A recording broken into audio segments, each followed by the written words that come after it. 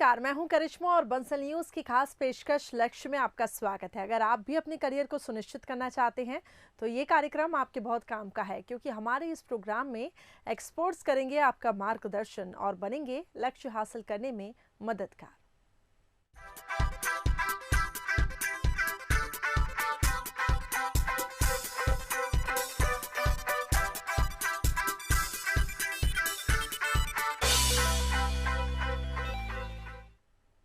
Bansal group हमेशा से ही शिक्षा को लेकर बेहतर काम करता आ रहा है। समय समय पर छात्रों को बेहतर मार्गदर्शन और उनके करियर को लेकर जागरूक भी कर रहा है। इसी कड़ी में हमारे खास कार्यक्रम लक्ष्य में हम उन लोगों से आपको रूबरू करा रहे हैं जो शिक्षा के लिए बेहतर काम कर रहे हैं, छात्रों के मन में करियर को लेकर उठने वाले सवालों का जवाब देते हैं और कैसे शिक्षा का स्तर बढ़े इसके लिए कोशिश कर रहे हैं। आज हमारे साथ मौजूद हैं इंद्रमणि पोडेल जी, जो Arera convent higher secondary school Bhopal में मैथ्स के लेक्चरर हैं, और साथ ही हमारे साथ मौजूद हैं अंकित राठौर जी, जो 12th क्लास के स्टूडेंट हैं। आप दोनों मेहमानों का बहुत बहुत स्वागत है लक्ष्य में। जी शुक्रिया। सबसे पहले इंद्रमणि जी, मैं आपसे जानना चाहूँगी, आप अपने स्कूल के बारे में बताएं कि स्कूल के पीछे क्या उद्देश्य है, क्या मोटो है। जी, हमारे स्कूल का नाम Arera convent higher secondary school है, जो कि अरेरा कॉलोनी में है। इसकी मेन ब्रांच सर्वधर्म कॉलोनी में भी है। इसका मेन उद्देश्य ये है कि हम अपने स्टूडेंट से बात कर सकें, उनकी क्या परेशानियां हैं, उनको किस तरीके से हम भविष्य में उनका जो भी कैरियर है, गोल हैं, क्या उन्होंने सेट किए, उन्हें भविष्य में क्या बनना है, क्या करना है, उसके लिए हम इसे उन्हें जागरूक रखें, उनका मनोबल बढ़ाएं। हमारी जो प्रधानाचार्य महोदया हैं श्री डी मिश्रा जी, वो हमेशा इस तरीके का माहौल बना के रखती हैं कि जिसमें जितने भी स्टूडेंट्स हैं वो अपनी मन की बातें मैम से आके सीधे बोल देते हैं, मैम ये दिक्कत हो रही है, यहाँ पे हमें समझ में नहीं आ रहा है। तो मैम उसके लिए बच्चों के काम के लिए हमेशा तत्पर रहती हैं। वो चाहती हैं कि हमारे स्कूल के बच्चों को इतनी सी शिक्षा मिले कि वो किससे कम ना रहें। और ऐसे ही हमारे जितने भी शिक्षक गण हैं अरेरा कॉन्वेंट के, वो हमेशा अपने विद्यार्थियों से बात करते रहते हैं, कहाँ उन्हें दिक्कत आ रही है वो पूछते रहते हैं, और उनका मनोबल समय टू समय यानी बढ़ाते रहते हैं, जिससे कि उनका कभी भविष्य बिगड़े ना। हमेशा उनके भविष्य के लिए एक अच्छा मार्गदर्शन मिले। हमेशा उनसे बात करना चाहते हैं। जो वीक स्टूडेंट हैं हमारे यहाँ के, उनको हमेशा हमारा सबसे पहली प्रेफरेंस मिलती है। जो हमारे यहाँ अच्छे बच्चे पढ़ते हैं वो पैसे पढ़ रहे हैं, लेकिन जो वीक हैं हम उनको एक्स्ट्रा क्लासेस की प्रोवाइड करवा रहे हैं। और अगर उन्हें कोई भी डाउट हो तो वो व्हाट्सएप कर देते हैं किसी भी टीचर्स को, तो हमारे पास मिल जाता है। हम उनको ईजी से ईजी वे में बताने का प्रारंभ करते हैं। हम ये चाहते हैं कि हमारे यहाँ के जितने भी बच्चे हैं सबको एक अच्छा भविष्य मिल सके। बिल्कुल। अंकित हमारे साथ हैं, 12th क्लास के स्टूडेंट। अंकित, आप बताएं अपने बारे में। 12th स्टैंडर्ड में आप हैं, निश्चित तौर पर एग्ज़ाम्स को लेकर प्रेशर भी होता होगा, कैसे आप सब चीज़ों को मैनेज करते हैं? अपनी सफलता का राज बताएं। जी सर, मैम राज आज तो कुछ नहीं है, बट पढ़ाई मेरे लिए एक बहुत अच्छी चीज़ है। मैं उसको एकदम अच्छे तरीके से पढ़ता हूँ, और अब मेरे टीचर्स काफ़ी मेरी हेल्प करते हैं हर चीज़ में। मेरी प्रिंसिपल मैम और वाइस प्रिंसिपल मैम काफ़ी हर चीज़ में बहुत हेल्प करती हैं। जो चीज़ मुझे मेरे सर टीचर्स पढ़ाते हैं मैं उसको घर पर जाकर एकदम अच्छे से रिवाइज़ करता हूँ। बट फिर मैं कोचिंग जाता हूँ शाम के टाइम, तो उसमें मेरे टीचर्स काफ़ी हेल्प करते हैं, और मैं उसी चीज़ को घर पर आकर बहुत अच्छे से रात में पढ़ता हूँ। फिर मॉर्निंग में बहुत जल्दी उठकर 6 बजे 5:30 बजे उठकर पढ़ता हूँ, और मॉर्निंग में फिर से कोचिंग जाता हूँ।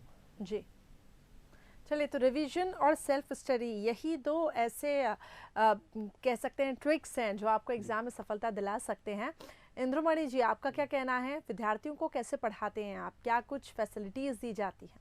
मैम, हम लोग क्या करते हैं, विद्यार्थियों को जितना इजी वे हो सके उतने इजी में उन्हें कन्वे करते हैं किसी भी चीज़ के लिए। जैसे कि फॉर एग्जांपल, जैसे कि मैं एक मैथ्स का शिक्षक हूँ, तो मुझे पता है सबसे पहले उनका फाउंडेशन स्ट्रांग होना चाहिए, क्योंकि मैथ्स में बच्चे बेसिक्स में ही गलती करते हैं ज़्यादातर।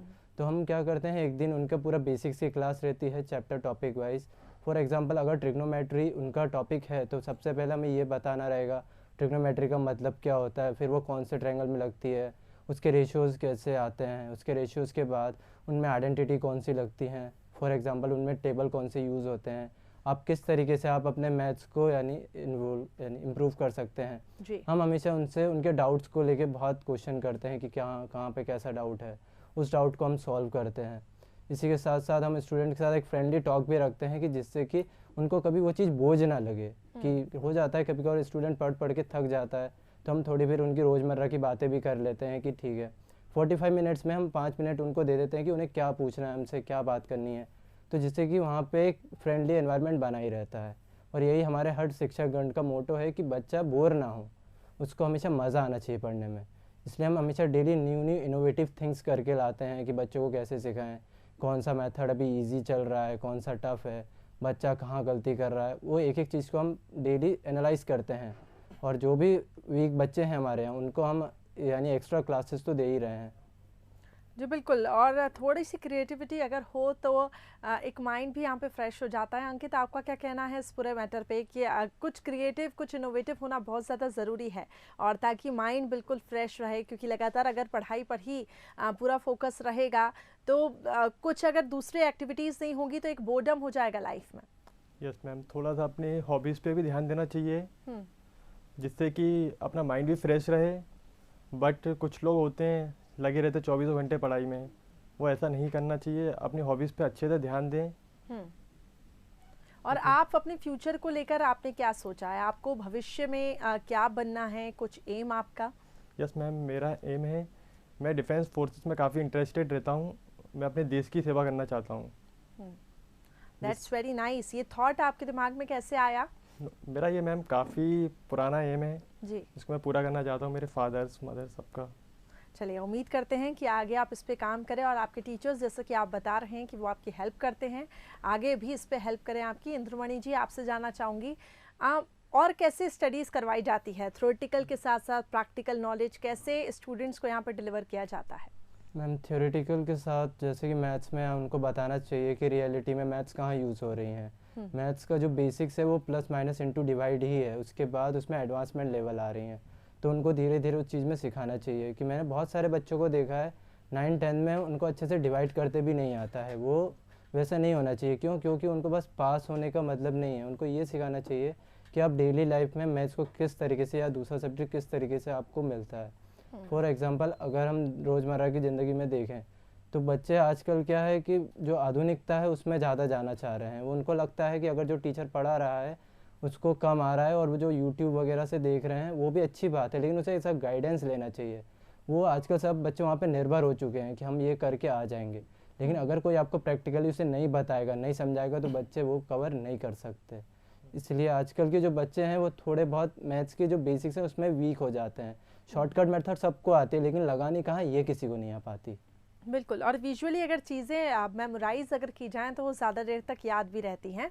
अंकित, आप बताएं कैसे आप स्टडी और अपनी हेल्थ को कैसे बैलेंस करते हैं? कभी कुछ इश्यूज़ भी आते होंगे, लेकिन फिर पढ़ाई पे वैसे ही जुटना, वैसे ही काम करना, कैसे आखिर आप ये करते हैं? यस मैम, हेल्थ अपनी जगह है और पढ़ाई अपनी जगह। मैं दोनों चीज़ों को मेंटेन करके रखता हूँ, क्योंकि मैं रात में कभी ओवर टाइम नहीं पढ़ता हूँ।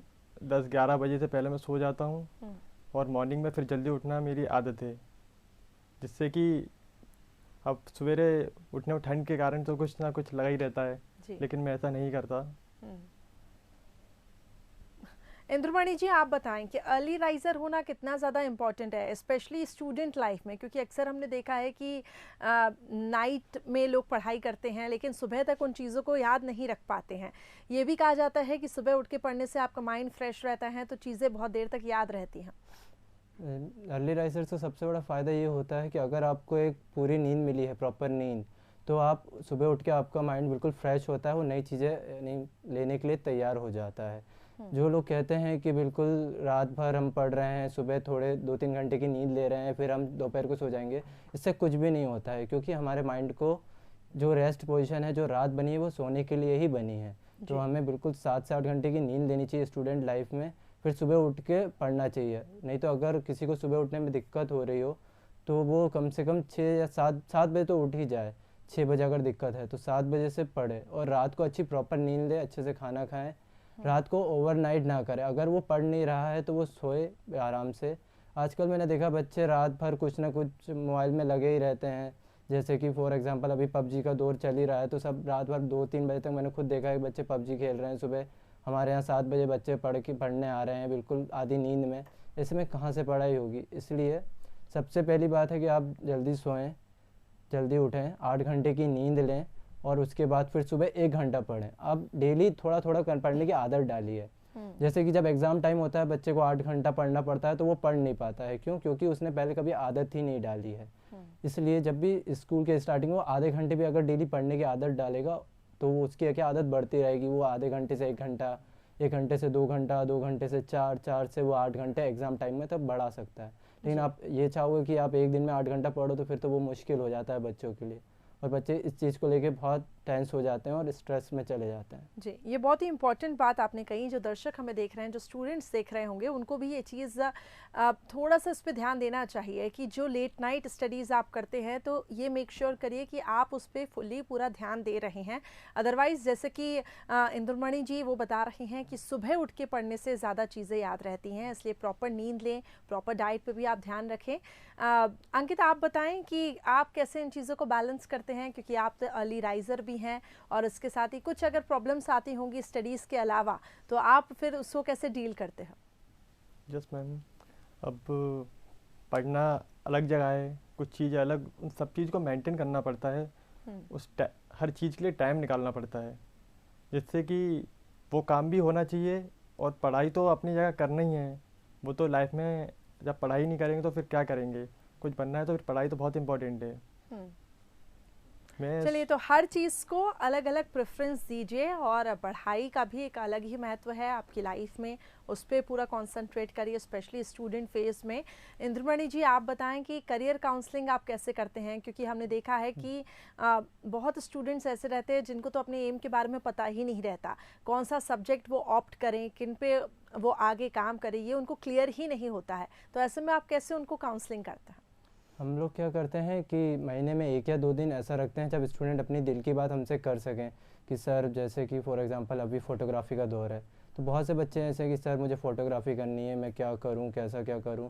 तो हमारा बस यही बोलना होता है, अगर आपको वो चीज़ पसंद है तो आप करिए। आप छोटे, जैसे कि फॉर एग्ज़ाम्पल बच्चे बोलते हैं सर हम पहले DSLR ले लें, 3-4 लाख रुपए लगा दें सेटअप। हमने यही बोला है कि ये मत करो। अगर आपकी कोई कला है यानी आपको पसंद है तो आप मोबाइल से ट्राई करो।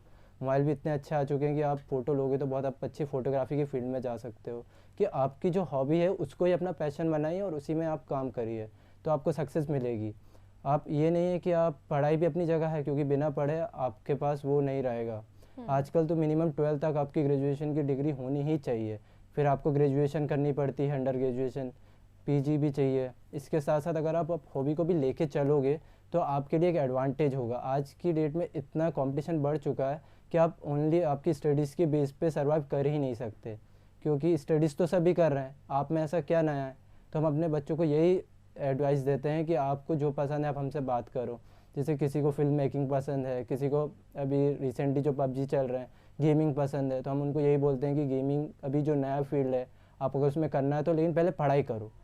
पढ़ाई के बाद अगर आप उस फील्ड में जाना चाहते हो तो जाओ, कोई बात नहीं है। इतने सारे आजकल कंपटीशन हो रहे हैं, गेमिंग के गेम्स हो रहे हैं, इसके रिलेटेड बहुत सारे फोटोग्राफी कंपटीशन हो रहे हैं और हर चीज़ में यानी आप स्कोप बना सकते हो। जैसे डांसिंग हो गया, स्केचिंग हो गया, पेंटिंग हो गया, कहीं भी अगर आपको जो हॉबी है वो पहले आप पहचानो, उसके बाद आप उसमें काम करने की कोशिश करो। ये नहीं है कि मेरे दोस्त ने फ़ोटोग्राफी की है तो मैं भी करूँगा, मेरे दोस्त को बहुत अच्छा सर पैकेज मिल रहा है, वो अभी 11-12 में, तो सर उसको याली कंपनी ने उठा लिया, अब सर मैं क्या करूँ बताइए। तो इस दूसरों को देख के क्या करना है, पहले आप खुद को देखिए। बहुत सारे ऐसे बच्चों से मैं मिला हूँ जो स्केचिंग बहुत अच्छी करते हैं, लेकिन दिक्कत यही है कि स्केचिंग से सर पेट थोड़ा ना भरता है। तो ये चीज़ को हम समझाते हैं कि हर चीज़ का एक महत्व है और इस दुनिया में हर चीज़ की वैल्यू है। अगर आप स्केचिंग अच्छी करते हो तो उसमें आप पार्ट लीजिए, उसके इंस्टीट्यूशन में जाइए, आप 12 तक पढ़िए, फिर उसके बाद उसी में ही आप अपना काम करिए, स्कोप बनाइए, तो आपको इजीली आपका वो टैलेंट मिलेगा। बिल्कुल, और ये जानना बहुत ज़रूरी है कि अपनी प्रतिभाओं को जानें और फिर उस पर काम करें। अगर आप उन चीज़ों पे आगे काम करते हैं तो निश्चित तौर पर आपको सफलता भी हाथ में लगेगी। अंकित, आप बताएं कि आपकी हॉबीज़ क्या है पढ़ाई के अलावा? मैम, मेरी हॉबीज़ स्पोर्ट्स है, क्योंकि मैं 10th से पहले 4 साल मयंक अकेडमी में क्रिकेट खेला हुआ हूँ प्रोफेशनल। तो मुझे क्रिकेट खेलना बहुत पसंद है, बट मैंने 11th के कारण 10th के कारण क्रिकेट बंद कर दिया। अब जिससे मेरा टाइम पास करना है तो फिर बैडमिंटन खेल लेता हूँ, जिससे कि पढ़ाई में भी अच्छे से कंसंट्रेट करना पड़ता है, उससे मेरा माइंड भी फ्रेश हो जाता है। चलिए, ये बहुत ज़रूरी है कि आपने उस चीज़ को स्टॉप नहीं किया है, क्योंकि अगर आपको स्पोर्ट्स में इंटरेस्ट है तो आप कहीं ना कहीं बैडमिंटन खेलते हैं ताकि आपका माइंड भी फ्रेश रहे और आपकी हॉबी जो आपकी है उसको भी आप ऐसे ही आगे कंटिन्यू करें। इंद्रमणि जी, आप बताएं, क्योंकि अब ये जो टाइम है वो बहुत ज़्यादा फास्ट फॉरवर्ड लाइफ है, ऐसे में इस बदलते परिवेश में अगर आप स्कूल है आपका, उससे आपके विद्यालय के बच्चों के लिए भविष्य की आखिर क्या तैयारियां हैं? क्या स्कूल ऐसी क्या खासियत है आपके स्कूल में जो आप बच्चों को देते हैं और बच्चे अगर वहाँ पे आएँ तो उनको वहाँ पे एडवांटेज और बेनिफिट मिलेगा? हमारे स्कूल में पहले ही बच्चों को बता दिया जाता है कि रियल लाइफ में क्या चल रहा है। जैसे कि आजकल जो सिनेरियो चल रहा है कि आजकल यूट्यूबिंग बूम पे है, उसके साथ साथ कौन सा स्कोप, जैसे गेमिंग का स्कोप, तो हम उन्हें यही बताते हैं कि अगर आपको कुछ करना है तो गेमिंग आप अभी लेके चलिए आपके सब्जेक्ट में। आफ्टर 3 ईयर, आफ्टर 4 ईयर्स आपके ग्रेजुएशन के समय उसका स्कोप बहुत ज़्यादा होगा। हम उन्हें रियल लाइफ की जितनी भी प्रॉब्लम्स होती हैं सबसे उन्हें यानी मुहर्रा कराते हैं कि उन्हें कभी दिक्कत ना हो, कि वो एक कुएं के मेंढक की तरह ना बन जाए कि हम हमारे स्कूल में ही बेस्ट हैं और बाहर जाते हैं तो उन्हें बहुत दिक्कत होती है।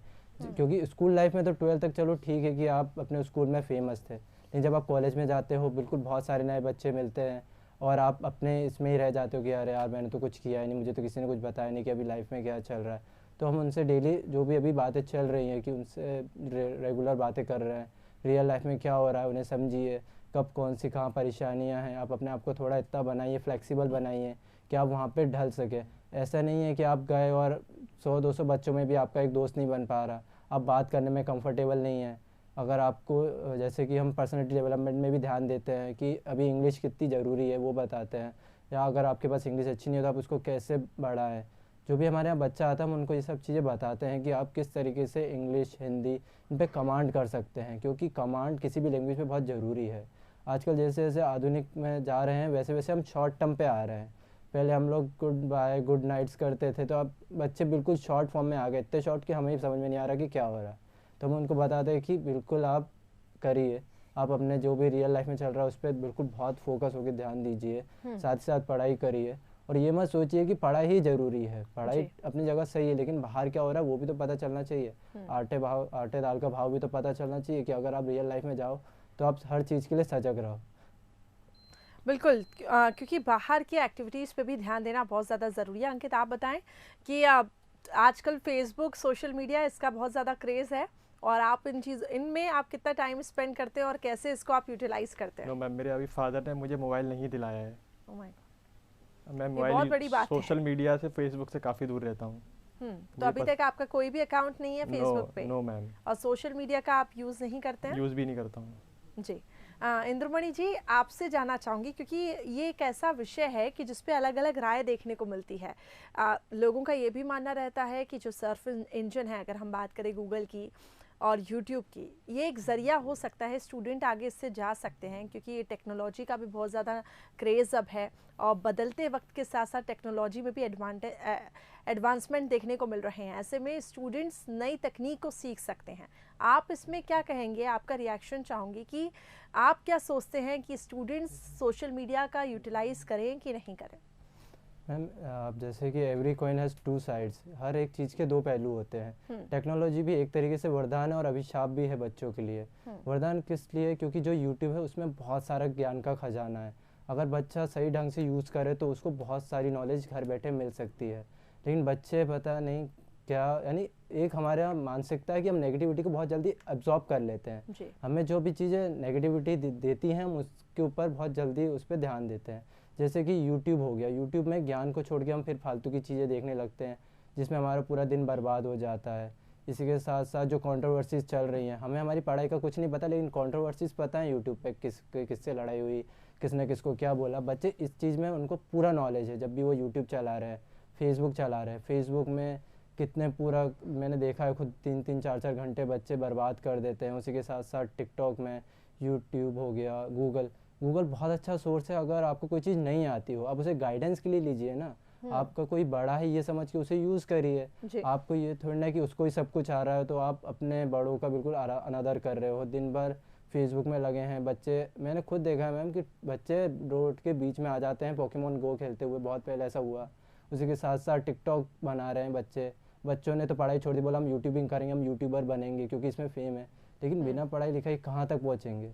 जी बिल्कुल, ये आपने बहुत सही बात कही कि हर चीज़ के दो पहलू रहते हैं, लेकिन यही इम्पॉर्टेंट रहता है कि आप किसको कैरी फॉरवर्ड करते हैं। पॉजिटिव साइड को अगर आप लेके चलते हैं तो पॉजिटिव इन्फ्लुएंस होगा, लेकिन नेगेटिविटी की ओर अगर आप बढ़ते हैं तो नेगेटिव इन्फ्लुएंस होगा। छोटी सी प्रतिक्रिया अंकित चाहूँगी कि जो स्टूडेंट्स इस वक्त हमें देख रहे होंगे, बंसल न्यूज़ पे आपको देख रहे होंगे, आप उनको क्या संदेश देना चाहेंगे? मैं ये कहना चाहता हूँ, इस साल उनका प्रेजेंट में 12th है, ये अपने स्कूल लाइफ का लास्ट ईयर है, जिसको वो अभी वो वेस्ट कर रहे हैं मोबाइल में, फेसबुक में, उन्हें मोबाइल वाइल सब रख देना चाहिए और अच्छे से पढ़ाई में फोकस्ड रहना चाहिए, जिससे कि किसी को समझ में ही नहीं आता है कि हमें अब, लेकिन उन्हें मानते ही नहीं हैं। अब मदर फादर इतना कहते हैं कि बेटा छोड़ दो, कोई नहीं छोड़ता, उनको काम है, आज हम पार्टी करने जाएंगे, हाँ चले जाओ, लेकिन पार्टी करने से क्या फ़ायदा है। अभी न्यू ईयर की पार्टी कितनी मनाई है लोगों ने।